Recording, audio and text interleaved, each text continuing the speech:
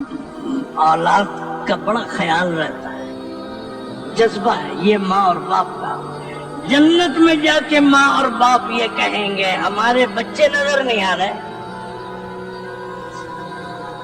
اللہ تعالیٰ فرشتوں کے ذریعے جواب دیں گے یا خود دیں گے، جو بھی اللہ کا طرز ہے۔ فرمایا ان سے کہہ دو تمہارے بچے بھی جنت میں، لیکن تم اوپر کے درجے میں ہو، وہ نیچے ہیں۔ ظاہر ہے کہ ماں باپ کا مقام بلند بھی ہوتا ہے اور ماں باپ کا عمل بھی بڑا ہوتا ہے عام طور پر۔ ان سے کہہ دو کہ بچے جنت ہی میں ہیں، سب بچے، وہ نیچے ہیں۔ تو ماں باپ یہ کہیں گے اے اللہ جنت میں آ کے سب کچھ مل گیا، ہماری آنکھیں ٹھنڈی ہو جائے اگر ہم اولاد کو دیکھ لیں، نظر پڑ جائے۔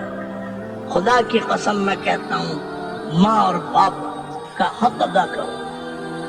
اختلاف ہونا اور مرضی کے خلاف ہونا اس میں کوئی حرج نہیں، لیکن بے ادبی نہ کرنا۔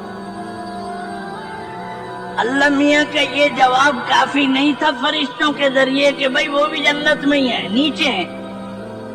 ماں باپ کو قرار کہتے ہیں کہ اگر ہمیں نظر آ جائے ہماری آنکھیں ٹھنڈی ہو جائیں گی اولاد کو دیکھ۔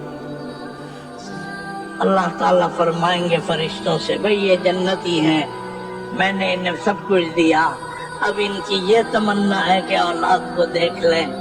فرشتوں سے فرمائیں گے میں یہ کر سکتا تھا کہ ان سے کہوں کہ جاؤ تم نیچے جا کے اولاد سے مل لو اور انہیں دیکھ لو، لیکن میری شان کریمی کے خلاف ہے کہ میں اوپر سے کسی کو نیچے لاؤں۔ جاؤ میرا حکم ہے کہ بچوں کو نیچے سے اوپر لے آؤ۔ اللہ تعالیٰ ہمارے والدین کے درجات کو بلند فرما۔